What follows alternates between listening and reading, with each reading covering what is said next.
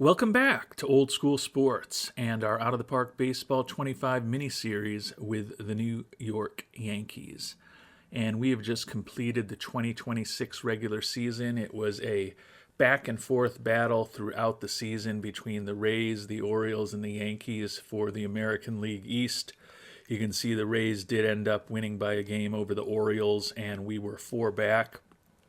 So what that means is we will be traveling to Baltimore for a best-of-3 wildcard series against the team that was second in our division.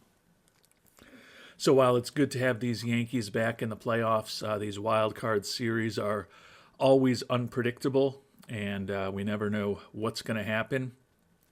Take a quick look at our top prospects here in response to a request from loyal viewer, Not My Four-Ply, and Helmut Bernstein has degraded to the number 4 prospect in all of baseball. Our international amateur free agent signing this year, Jesus Godinez, is number 77, and those are the only 2 top 100 prospects we have. So not the deepest farm system with the deals that we've had to make to get some contracts off our books and also just bring some talent onto the team. Traded away several prospects over the last couple years, so our farm system is not deep, but fortunately we are back in the playoffs, and Aaron Judge and Juan Soto both had monster seasons offensively for us this year. Unfortunately, we're missing a few important pieces for this best-of-3 series. Oswald Peraza, who was our starting shortstop throughout the year, likely out for the playoffs, even if we do make a long run. So we pivoted Volpe back to shortstop, and we're actually going to start Tim Anderson, who we only had signed to a minor league contract, had him up towards the end of the year, and I think he's probably our best option at second base right now. Not necessarily great that is the situation, but it is what it is. And then Everson Pereira, who spent much of this season as our starting center fielder, because Dalton Varsho had a fair amount of issues, only played 85 games. His day-to-day, but he's got an impact on his hitting, a moderate impact on his running. It's just a 3-game series. I think we want to ensure that everyone on the team is healthy and well. So we are not going to have him on the playoff roster either. We didn't manage our rotation all that well down the stretch. We were still in the mix to possibly win the division until the last few games of the year. And then even towards the end, we were still fighting for possibly having the home field advantage over the Orioles in the series. Neither of those things happened.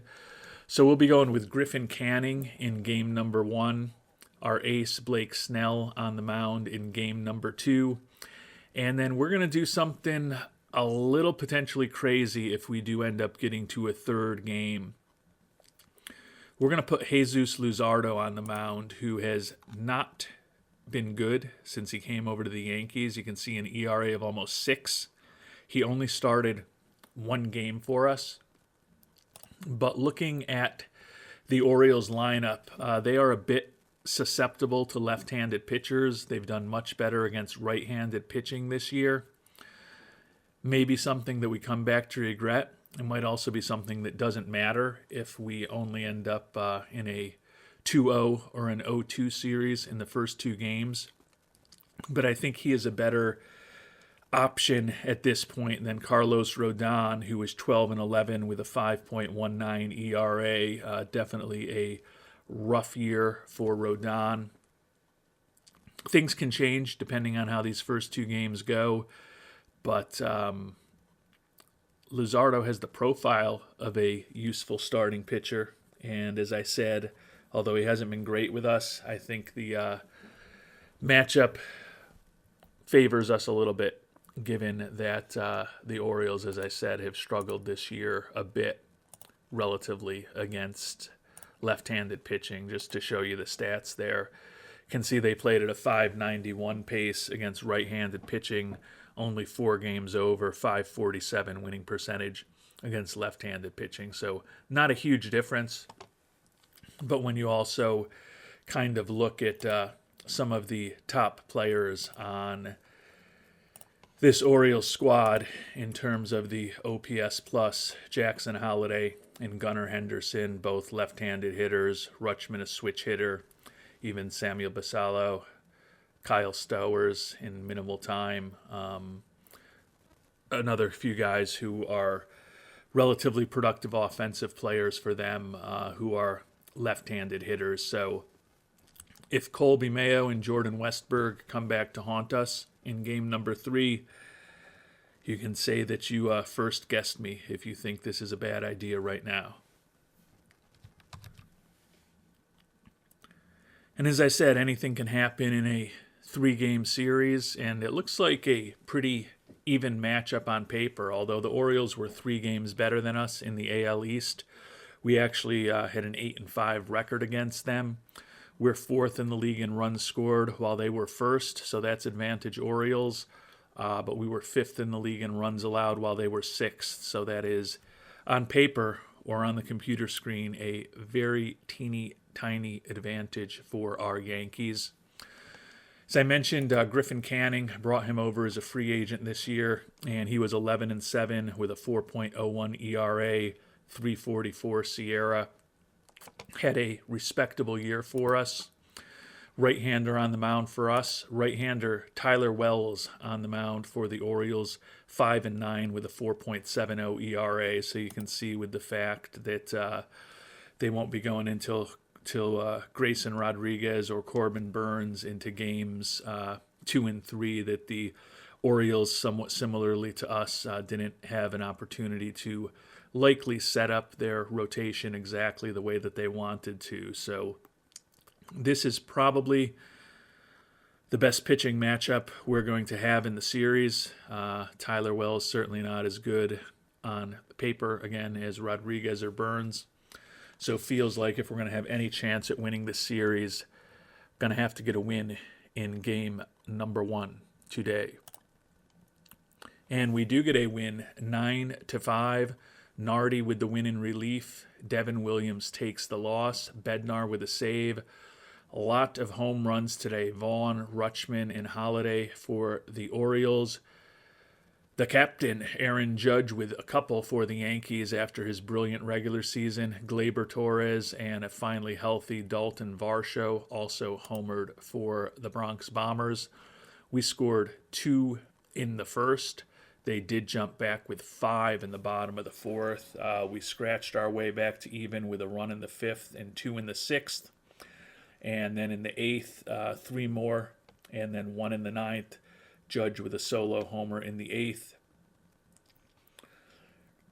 Couple hits from Volpe, couple hits from Judge, both home runs. 3 hits from Varsho, including the homer, and Tim Anderson with a couple hits as well.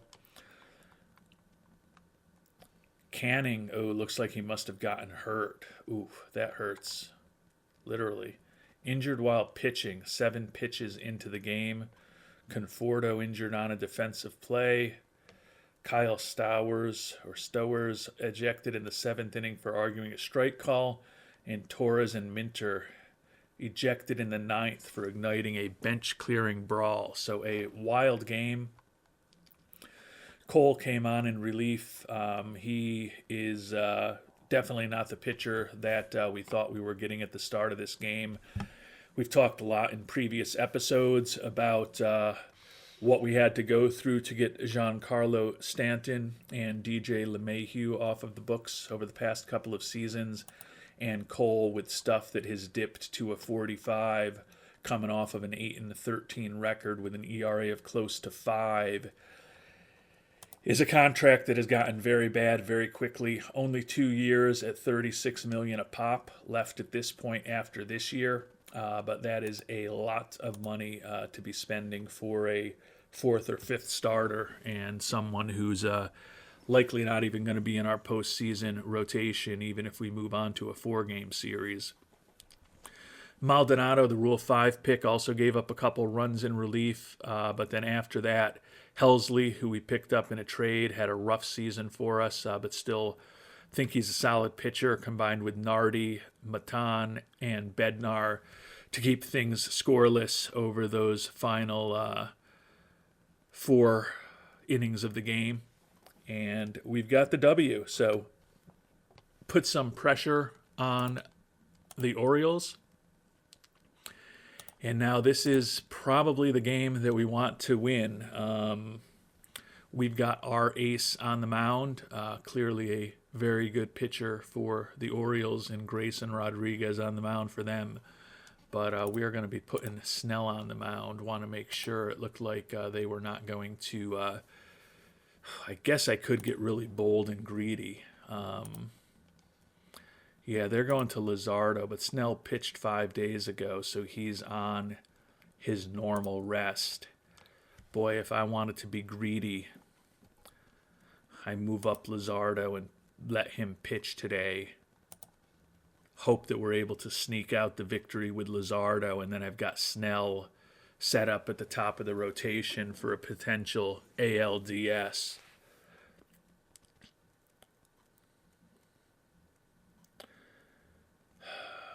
It's interesting. If you get to a deciding third game, you probably want your ace on the mound, and it would be a matchup of 2 aces with Snell against Burns. But if we pitch Snell today, maybe we don't even have to play in Game 3 and face Burns at all.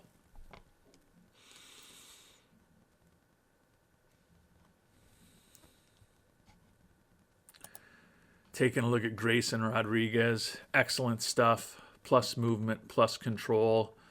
A really nice 5-pitch arsenal, 15 and 12 with a 4.30 ERA this year, throws in the high 90s. Comparing to the veteran Corbin Burns, plus stuff, plus movement, plus control. Another guy with a nice 5-pitch arsenal, 14 and 8 with a 3.37 ERA, led the league in WHIP and FIP minus. Obviously, neither matchup is going to be an easy one for us.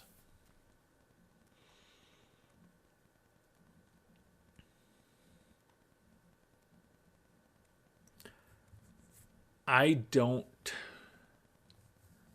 think that Burns is like so much better than Rodriguez that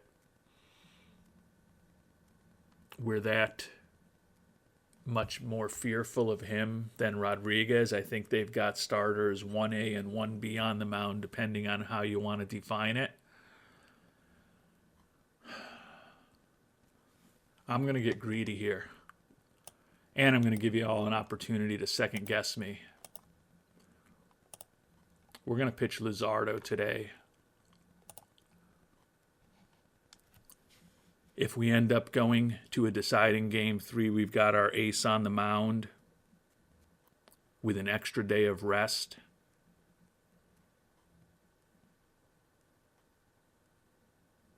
And if we happen to win today,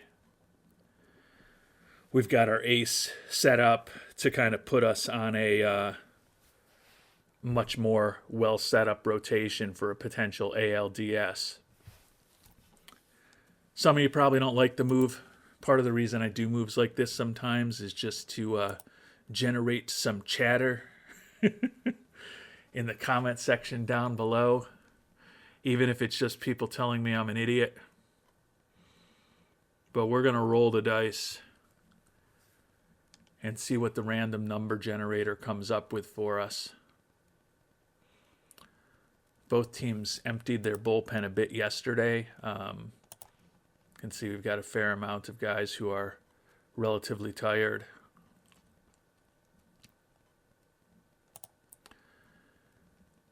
But our goal is just not to win a wild card series, as nice as that would be. These are the New York Yankees. Our goal is to win it all. And I think rolling the dice with Luzardo today potentially puts us in a better situation to win it all.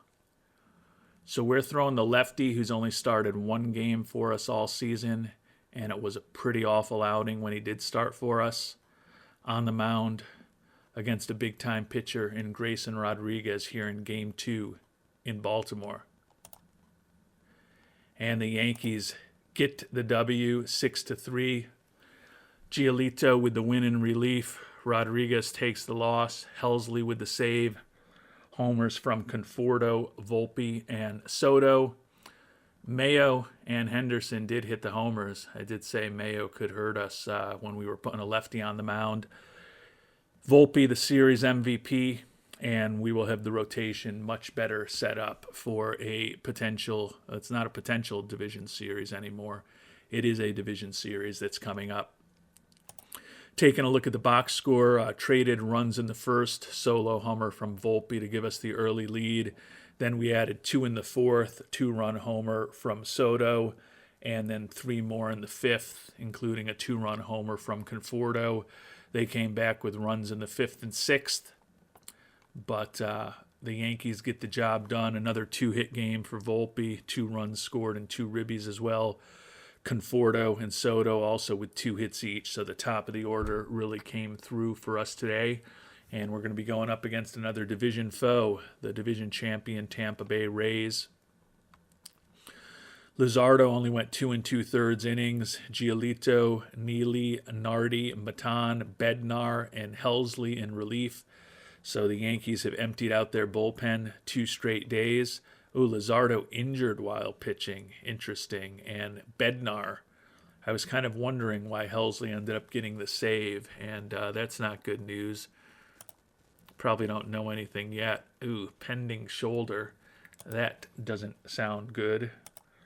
Luzardo pending leg. That may be a bit more promising. So we were feeling good that we had perhaps the rotation and the pitching staff set up well, but with the fact that 2 of the 12 members of our playoff pitching staff may be dealing with injuries, we still may have some interesting decisions to make before we get to the ALDS, but the good news is that we will be going to the ALDS. And Luzardo, just a calf strain, going to impact him for 2 days, so he should be more than fine by the time we get to our next series, although I'm sure it's not too many days away at this point. Got to hope that some of these other series go to 3 games. Taking a look at the playoff tree. Yeah, we're the only series that's done. So the AL started earlier, which was part of the reason why it was even more difficult to set up my pitching staff. I don't know if there's a way to look at which league starts before the other. There probably is somewhere in the game, and that would be a good thing for me to know when I'm making those kind of decisions. Was kind of hoping we might have an extra day off, but hey, it all worked out. We're going to have Snell in Game 1, and should pretty much with these upcoming days off be able to set things up the way we want them with our 4-man rotation for the DS after that. So we just got to hope that some of these series go to 3 games.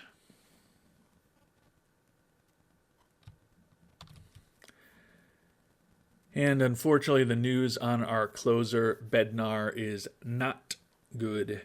Rotator cuff strain. He will be out for about 5 weeks. So the best pitcher in our bullpen is gone.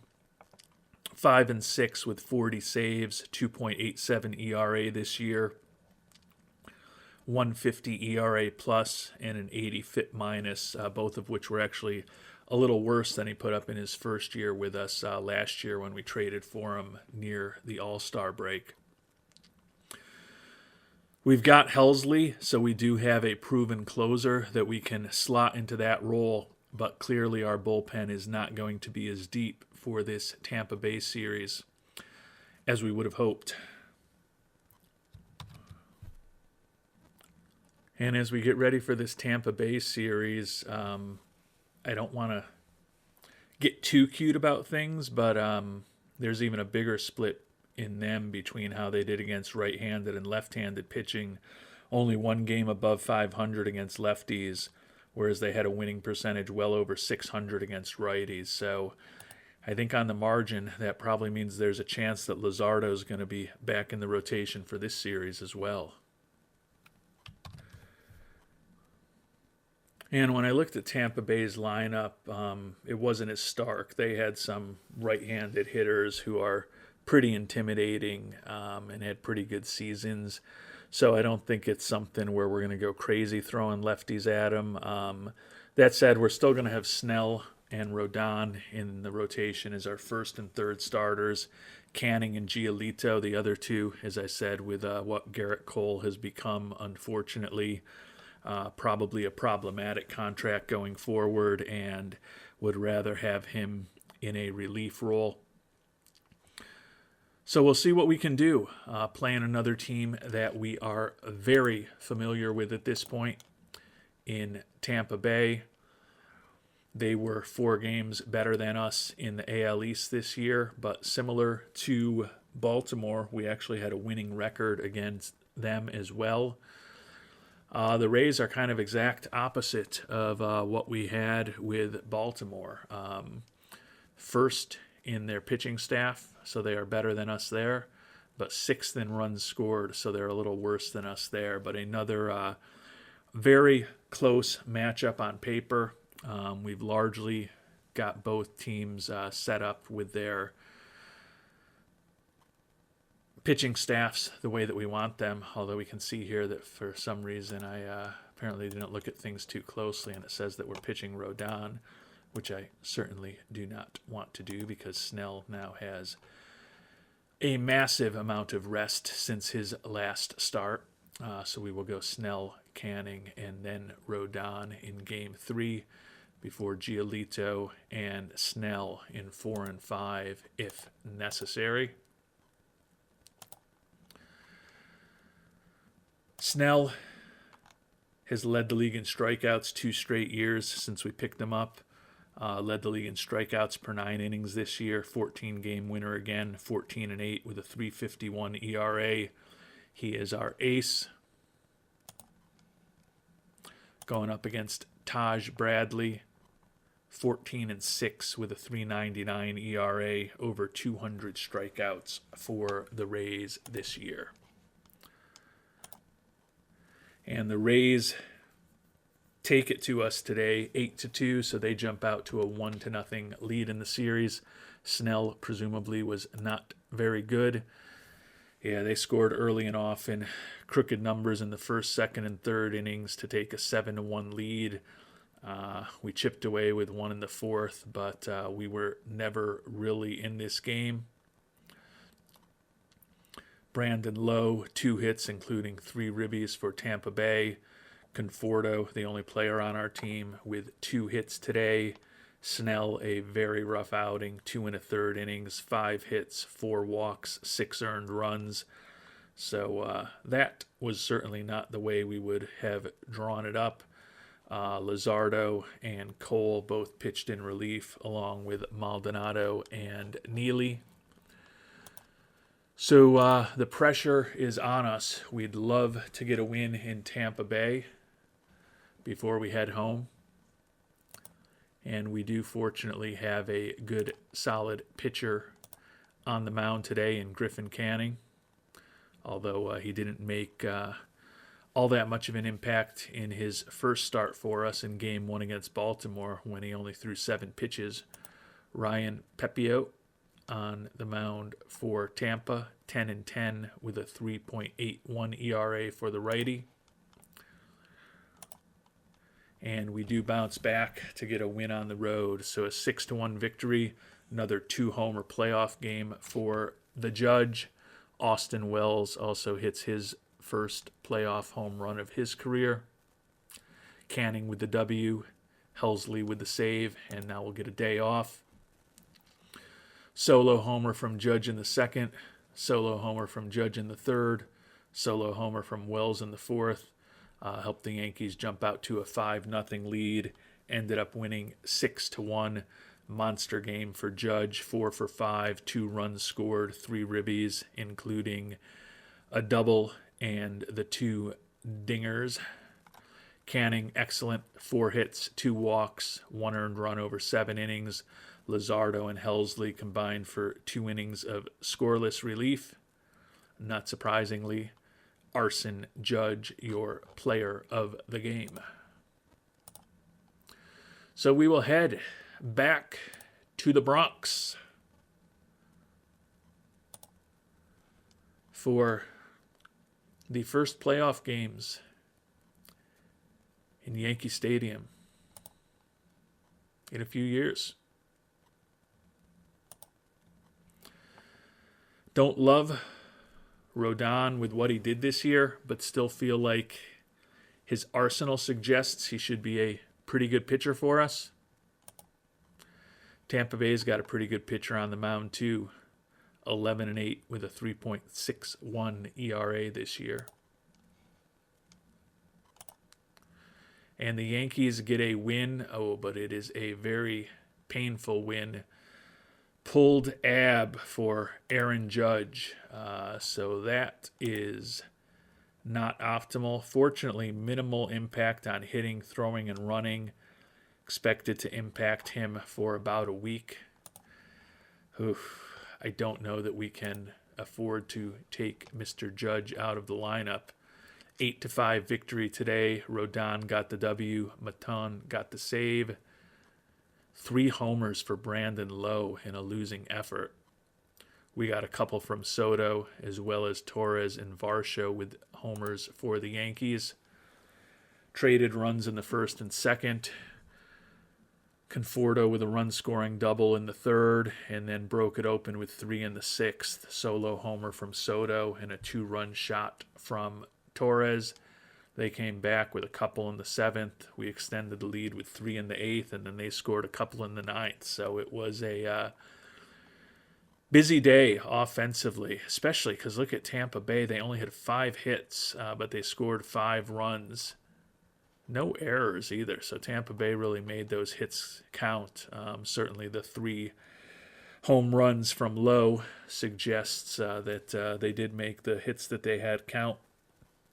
2 hit days from Soto, Varsho, Torres, and Wells for the Yankees.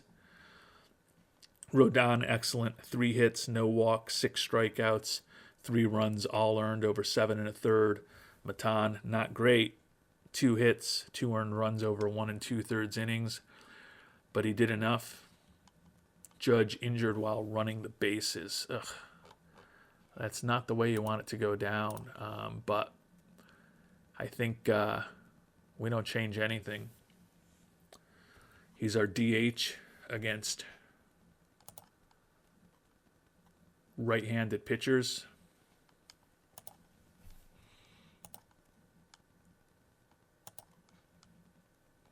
And if we win today, we're going to have a few days off before a potential ALCS matchup.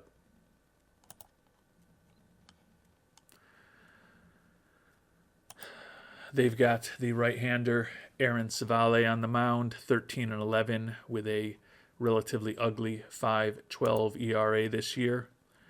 We have got Lucas Giolito, another one of our new additions from last offseason on the mound, only 8-9 with a 4.41 ERA this year. So a couple of pretty good pitchers coming off of off years based on their standards. We get the win, 8-1. Judge hits 2 home runs despite that pulled ab. Soto with a homer and Torres with a homer. Judge, not surprisingly, is the series MVP. And now we rest. They scored a run in the third, low, but in the fifth, solo home runs from Judge and Torres, and then a 2-run homer in the bottom of the seventh to really break things open. Added 3 more in the eighth, and it was a relatively easy victory. Judge, 467 batting average, 4 homers, 6 ribbies, 4 runs scored in the series, and we'll be going up against the Tigers or the Rangers in the ALCS. We kind of did the Tampa thing that they did in the last game. Only 5 hits, but we scored 8 runs. And only 1 error by Tampa. 3 errors by the Yankees, but held them to just 3 hits. A couple of the runs were unearned. Savale took the loss. Giolito was good.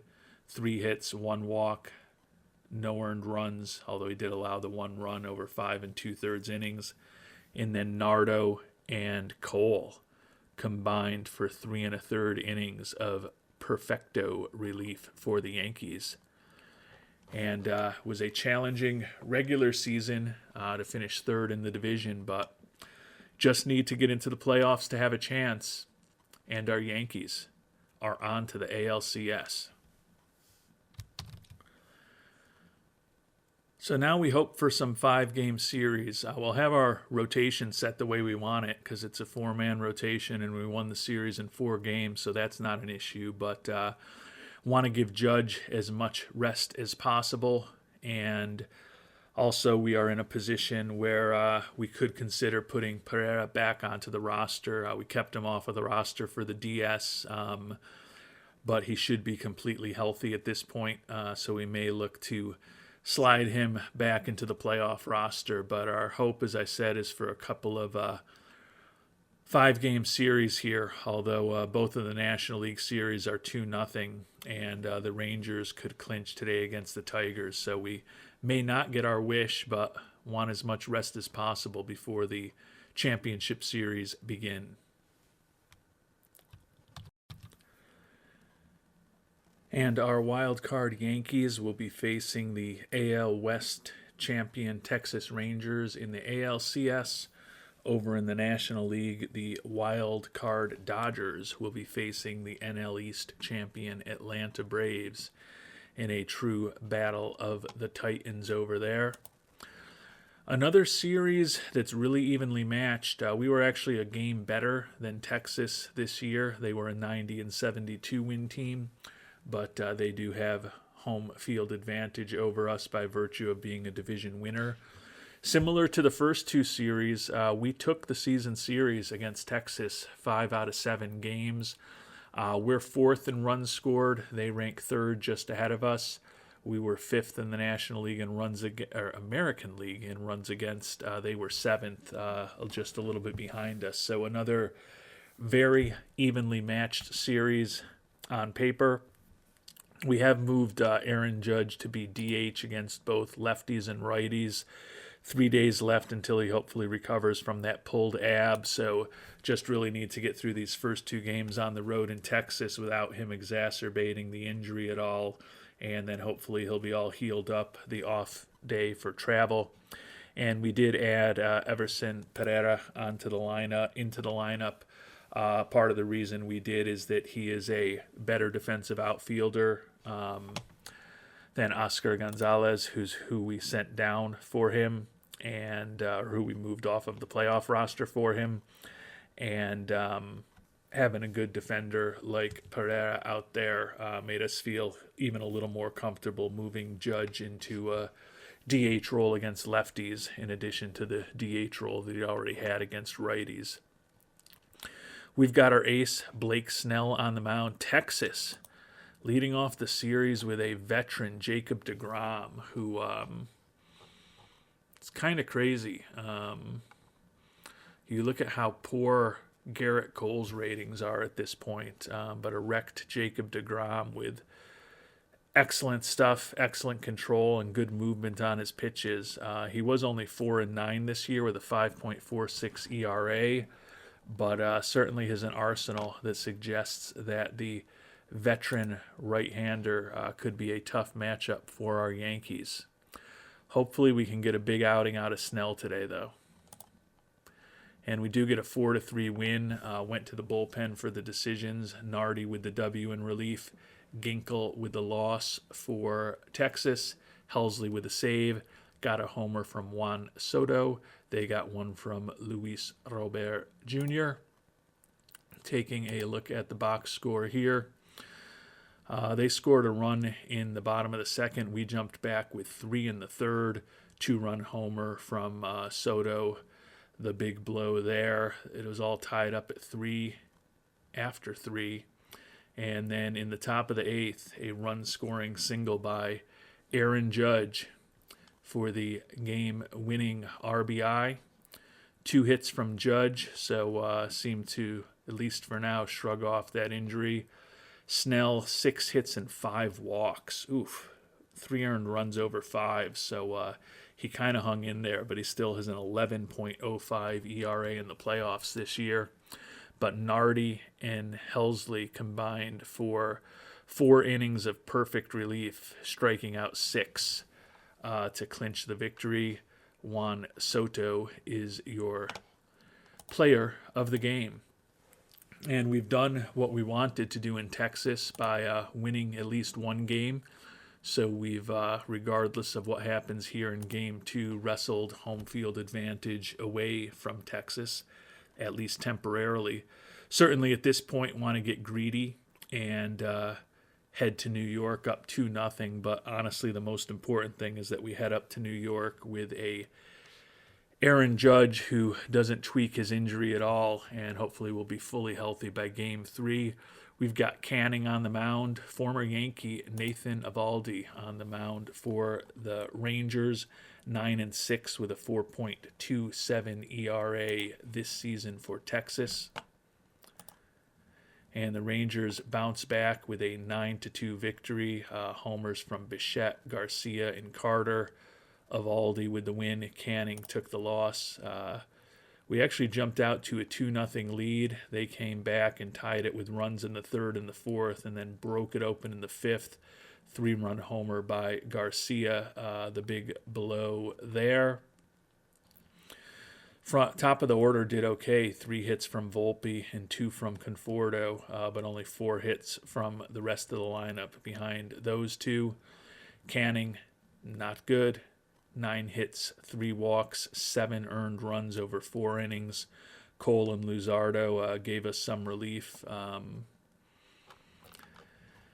But we're still heading to New York, tied 1-1. So we've got 3 games at home.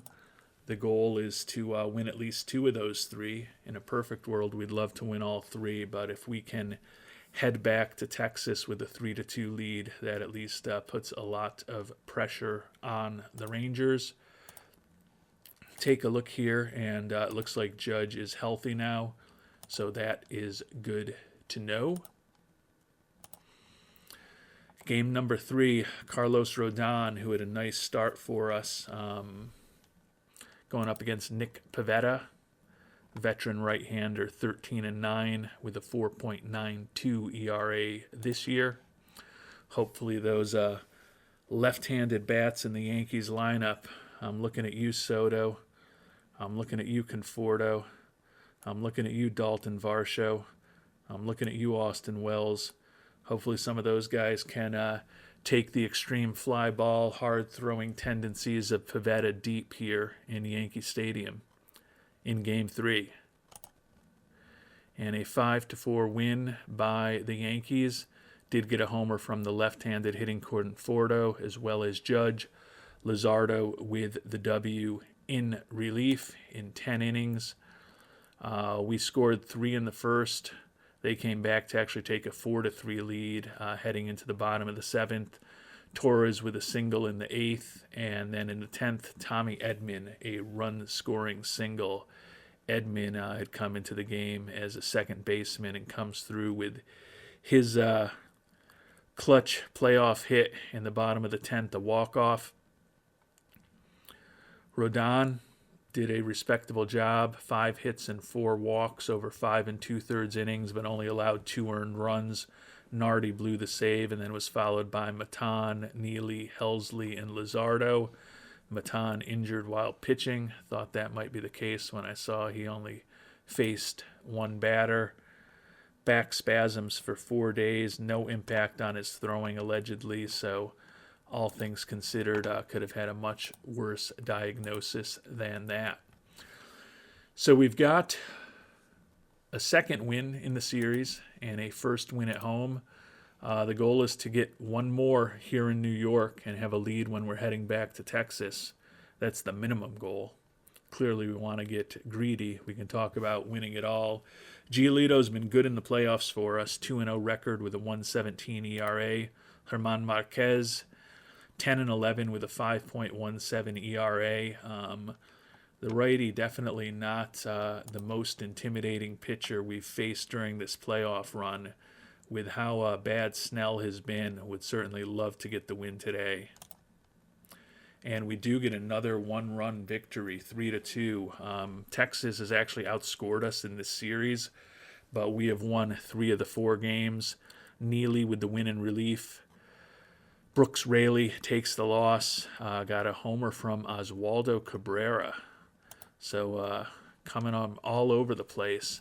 They took a 2-0 lead on us. We came back in the 4th with the run, the 6th with the run. Tim Anderson, a run-scoring double, and then a solo home run by Oswaldo Cabrera in the bottom of the 10th. So walk-off, extra inning dramatics from the Yankees. 2 games in a row has the fans in the Bronx going crazy. Cabrera pinch hitting for Austin Wells with the clutch hit. Giolito, another really solid outing, quality start from him, and Matan, Nardi, and Neely combined to give up just 1 hit over the last 3 2/3 innings. And the Yankees are 1 game away from their first trip to the World Series in 17 years.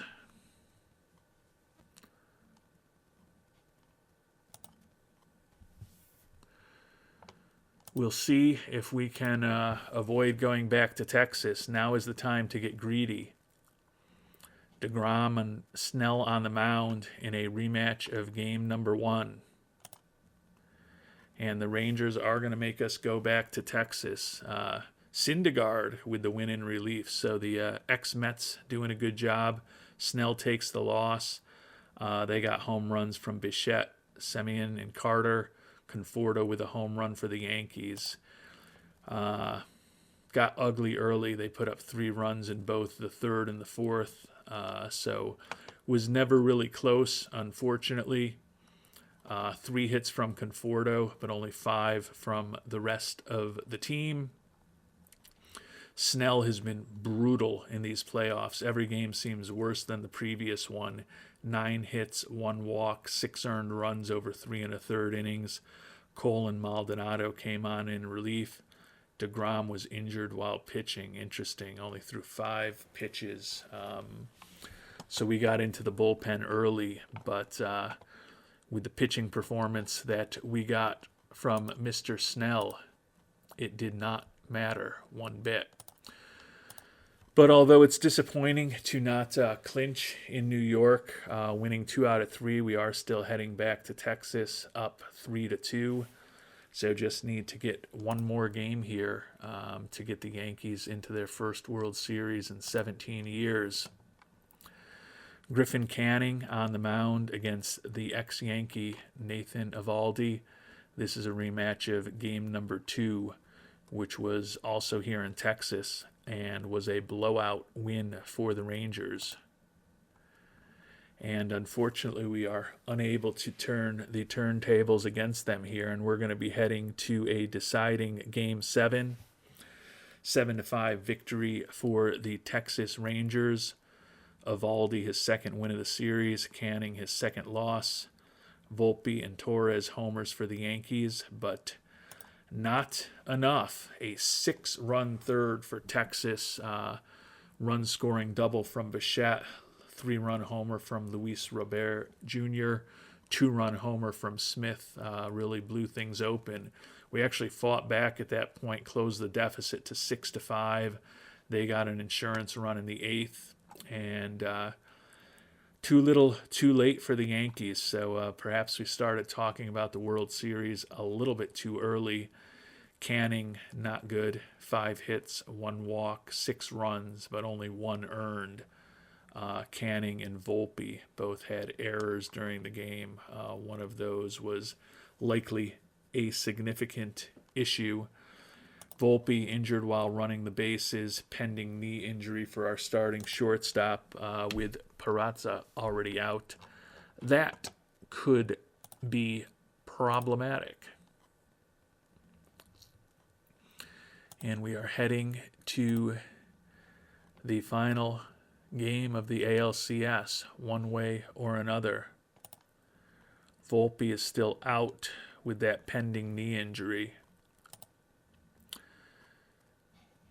So that is not exactly what we want to see. The right-hander Pivetta on the mound, we're going to go adjust our lineup and ensure that we're playing who we want to play at short, given that our two best shortstops are now injured. And you may have heard me start saying this before I cut myself off there, but I was thinking that Tim Anderson might be the right guy to play at shortstop, and that is what we're going to do. We're going to pivot Anderson to shortstop, and we're going to put Tommy Edman in at second base. And that will be our lineup here. Rodon on the mound against Pivetta, a rematch of Game 3. And the Yankees get the victory, a 5-3 win. Rodon with the W. Volpe, series MVP despite the injury. And we're still waiting to find out what's going on with his knee. So that doesn't give me a warm and fuzzy feeling before the World Series. But we are headed to the World Series. Rodon with the W, Helsley with the save, Austin Wells with a home run. 3 runs in the second. Big hit was a 2-run single by Wells there. They actually came back and tied things up by the bottom of the 4th. But 2 runs in the 6th. Austin Wells with a 2-run homer then. So Wells, a monster game for us. 2 for 3, 1 run scored, 4 ribbies, and a walk. Anderson went 0 for 5. Edman went 1 for 4. Rodon, who's been good in these playoffs, another quality start, 1 earned run over 6 innings. Matan, Nardi, and Helsley combined to allow just 1 hit, although they did walk 3 over the final 3 innings. But this Yankees team seems to have a never-say-die attitude, and we are on to the World Series, but things are not going to get any easier facing who I think was the best team in baseball this year. Yeah, the 103-win Atlanta Braves, the only 100-win team in baseball, will be our foe in the World Series. In a rematch of a couple World Series from the 1990s Yankees dynasty. And the news on Volpe is about as bad as you could hope for. Torn PCL, going to be out 6 to 7 months, so going to impact his entire spring training as well. Be lucky to have him back at the start of the year, but probably won't be healthy. Almost certainly won't be healthy when spring training gets underway. So Volpe heads to the IL as well, and certainly not optimal to have our starting shortstop, Oswald Peraza, and the guy who was our starting shortstop before we decided Peraza was a little better defensively, out for the World Series, as well as our closer.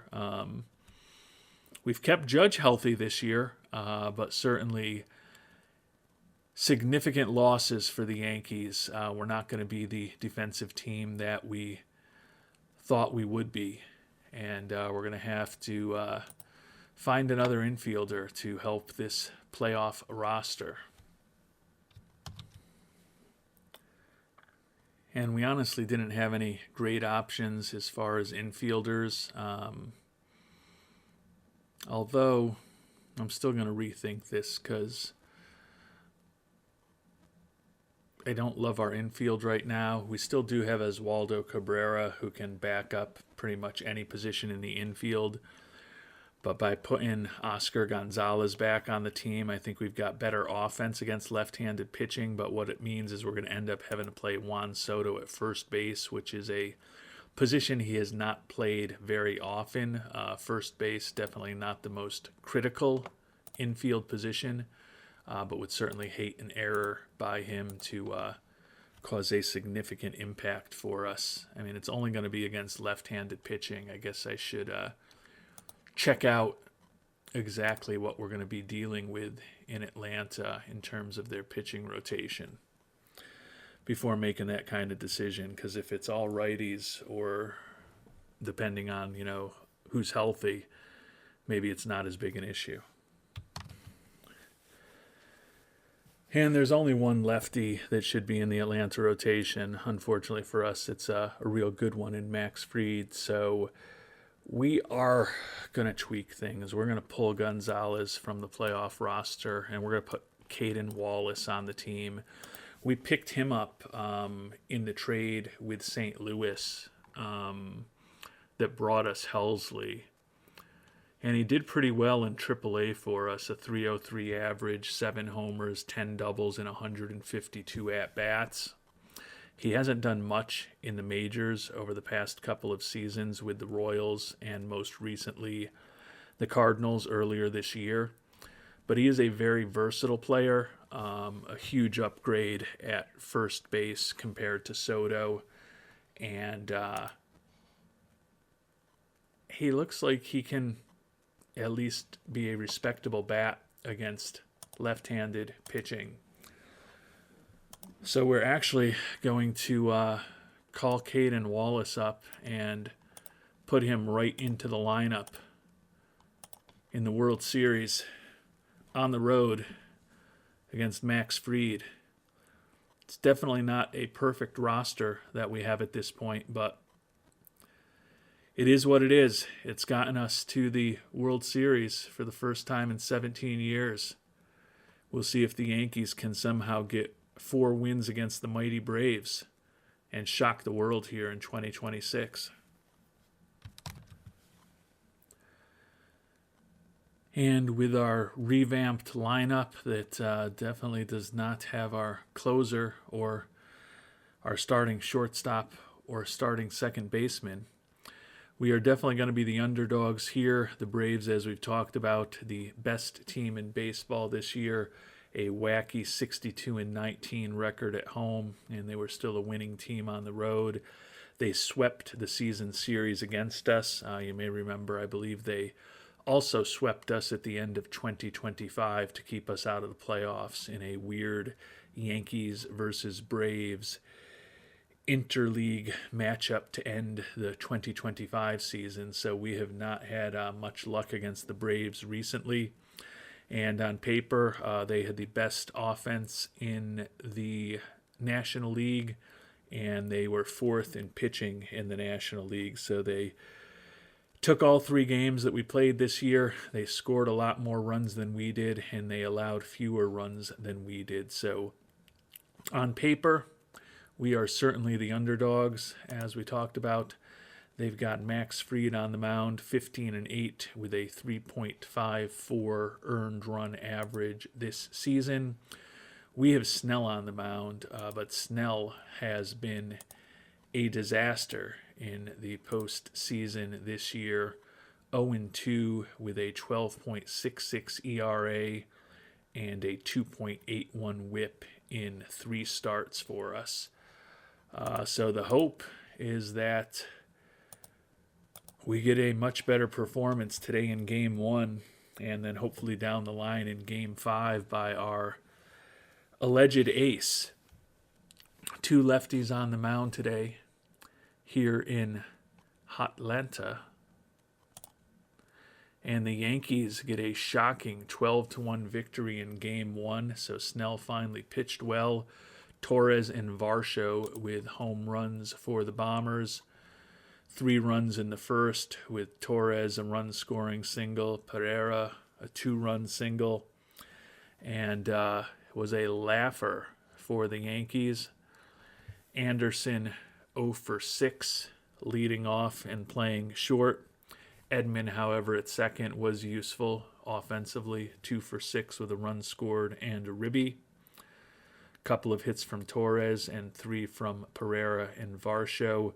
Amaya, who's really struggled with the bat this year, 2 for 5. So interesting that we got the W despite not having really big games from Soto and Judge, although I guess Soto did score 3 runs as he did have a hit and walk a couple times. Snell finally gave us a ace-type outing, 6 hits, 1 walk, 8 strikeouts, and 1 earned run over 7 innings. Cole pitched the final 2 innings. Fried, Weathers, and Jax all pitched poorly for the Braves. And we've stolen one in Atlanta. Can we steal a second before we head back to New York? We have Lucas Giolito, the right-hander, who has been very good during this playoff run on the mound, going up against A.J. Smith-Scheuer. 23-year-old was 12-8 with a 4.97 ERA. Nice four-pitch arsenal, good stuff, good movement, not the greatest control in the world. Still a good solid pitcher, but an upset win again for the Yankees. Giolito gets the win, Frias with the loss and relieve, Helsley with the save. They got a couple homers from Michael Harris II, as well as Austin Riley. But the Yankees get the W, so shocking result so far.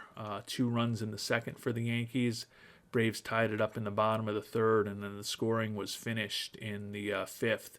Yankees scored 3 run-scoring doubles from Judge and Wells. They came back with 2, and then the relievers took care of it from there. So Giolito, not a vintage outing, but still got his 3rd win of the playoffs.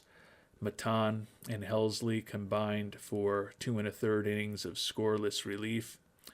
Bad break for the Braves when Smith-Scheuer was injured while pitching. I guess it's Schauber.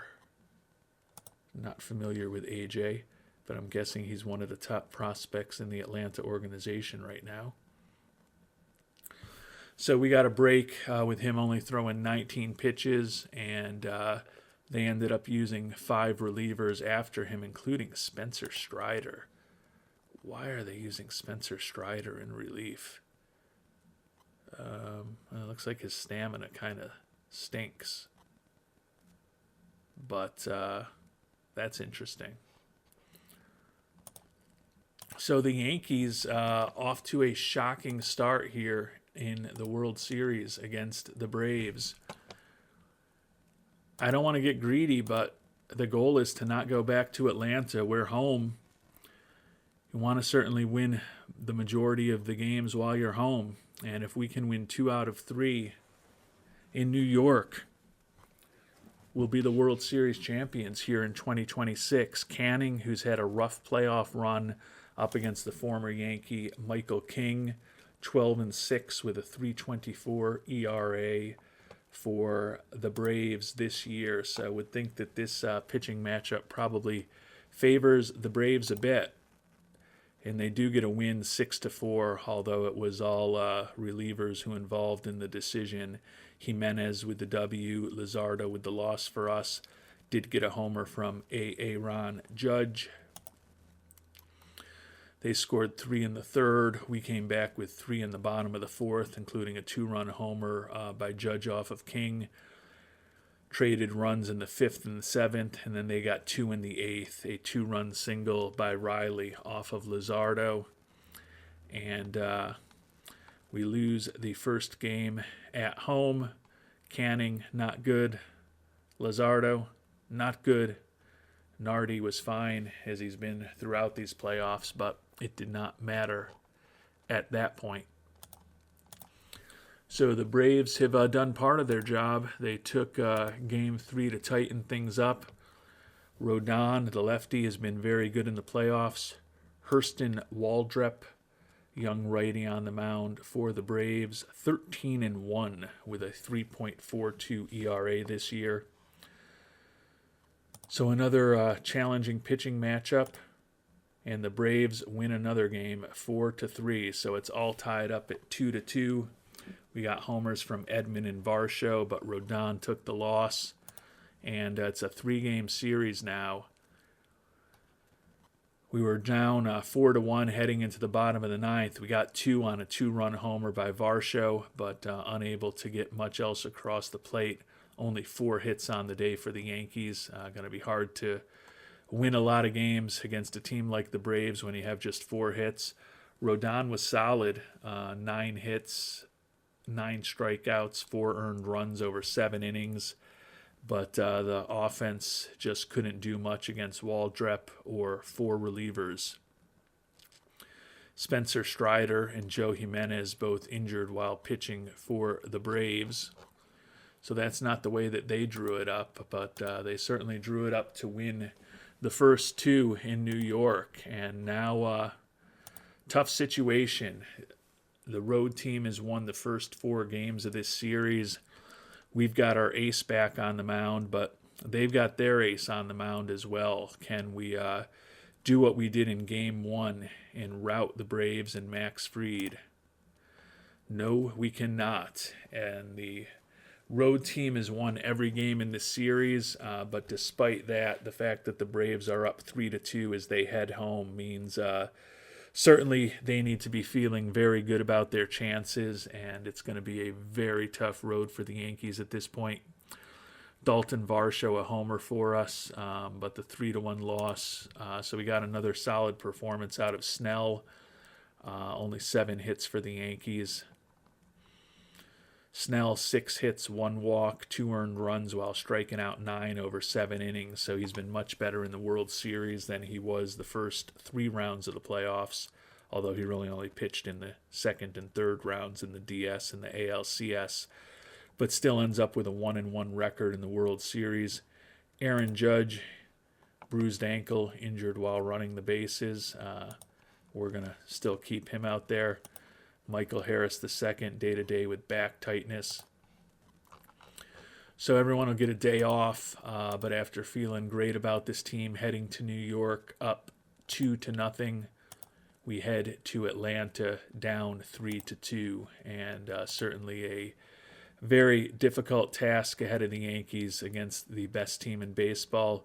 Giolito and Smith-Shawver in a rematch of game number 2. And the Braves bounce back from that 2-0 deficit to win 4 in a row. So they have completely turned the tables on the Yankees from the 1996 World Series when it went the exact opposite way. Ronald Acuna Jr. is your World Series MVP. Got a home run from Pereira in game number 6, but it was an 11-3 loss for the Yankees. They jumped on us early, 3 runs in the first on the 3-run homer from Acuna Jr. They added a couple in the 4th. We tried to scratch back with Pereira's 3-run homer in the 5th, but then a 5-run 7th really put the final nail in the coffin of the season for the Yankees. 3 hits from Anderson. Other than that, Soto, Judge, Varsho, Pereira, and Edman had the other hits for the Yankees. Giolito, his worst outing of the playoffs, his first loss of the playoffs, 6 hits, 1 walk, 5 runs, all earned over 3 1/3. Luzardo, Neely, and Maldonado also all gave up runs in relief. Cole got the final 2 outs of the season on 2 pitches. His future with the Yankees could be in doubt, although I don't really know how we're possibly going to get that salary off the books. So when all was said and done, it was a very good year for the Yankees, but you don't get participation trophies in Major League Baseball. And to make it all the way to the World Series and to have a 2-0 lead in the World Series and then have it fall apart as spectacularly as it did is still a big disappointment for our Bronx Bombers. And of course, as luck would have it, the day after the World Series ends, our shortstop Oswaldo Peraza is healed up and ready to come off of the injured list. Not that that helps us now. And it's going to be a very busy offseason ahead for the Yankees. We've got option year decision on reliever Phil Maton that will probably exercise. Michael Conforto he did a good job for us when we brought him over, but I think we'll still likely decline that option.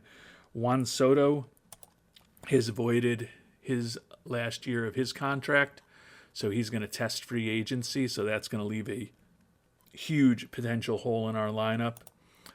Our budget I believe that means it was actually cut back. That's definitely disappointing after having a long run to the World Series, especially because he only wanted us to be above 500, and we made it into the playoffs all the way to the World Series. Happy that we upgraded center field with Varsho. Excellent work on our attendance.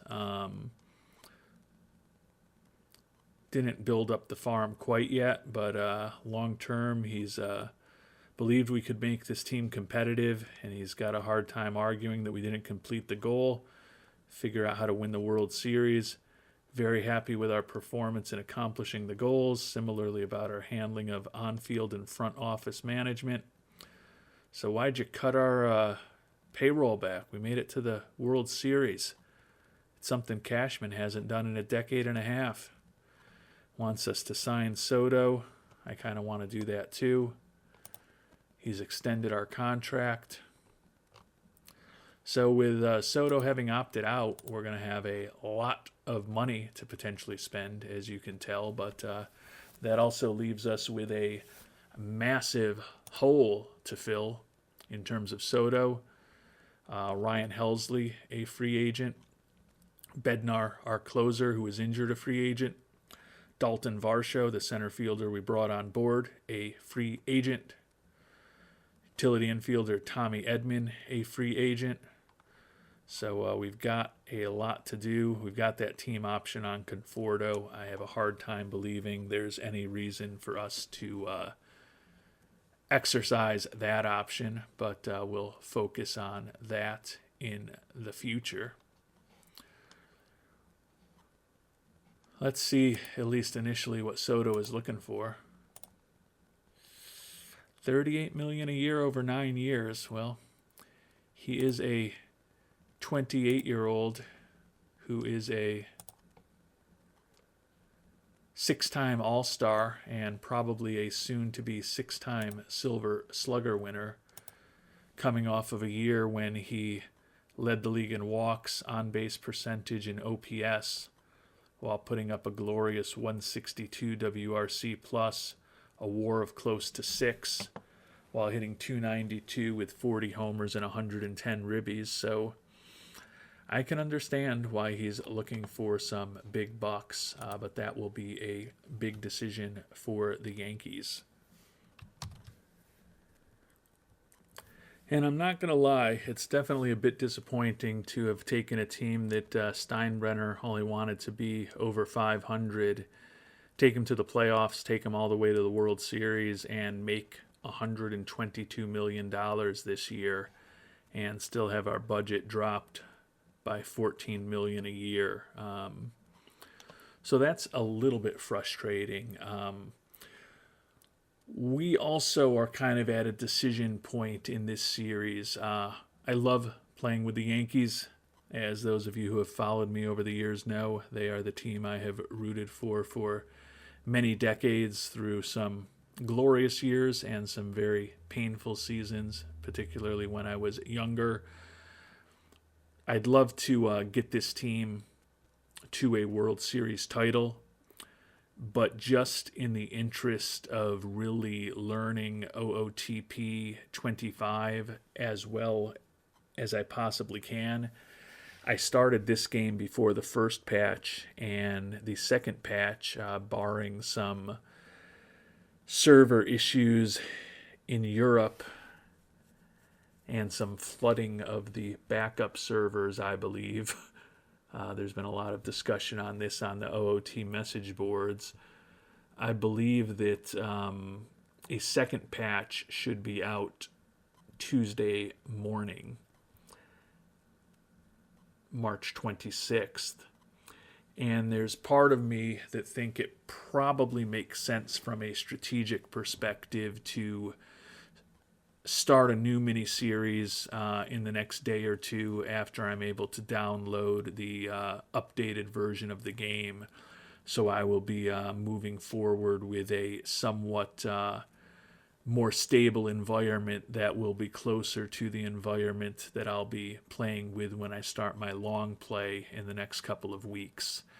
So it's possible that this is the penultimate episode of this Yankees series. I'll definitely come back with at least one more to kind of just recap the season and kind of talk through what my plan would be for the upcoming off season. But right now, I feel like I am probably leaning towards finishing this Yankees miniseries with that episode and then starting things up with another team after the second patch is out there. And then hopefully within the next week and a half, 2 weeks, there will be a third and possibly a fourth patch out there that will really stabilize the game environment and make it a lot more kind of predictable and closer to what we've gotten used to with OOTP 24, the more refined version of that over the past 9 or 10 months, in which case I'll start my long play series. So it's possible that our journey with the Yankees is almost done.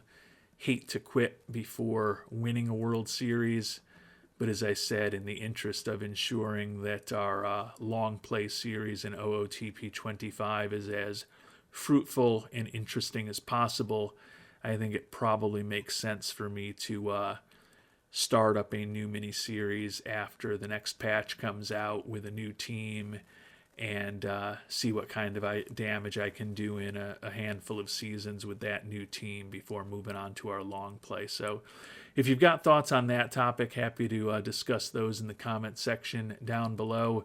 If you've got thoughts on what you would do in the off season this year, would love to hear those as well. Until our next episode, thanks so much for watching and hope you have a great day.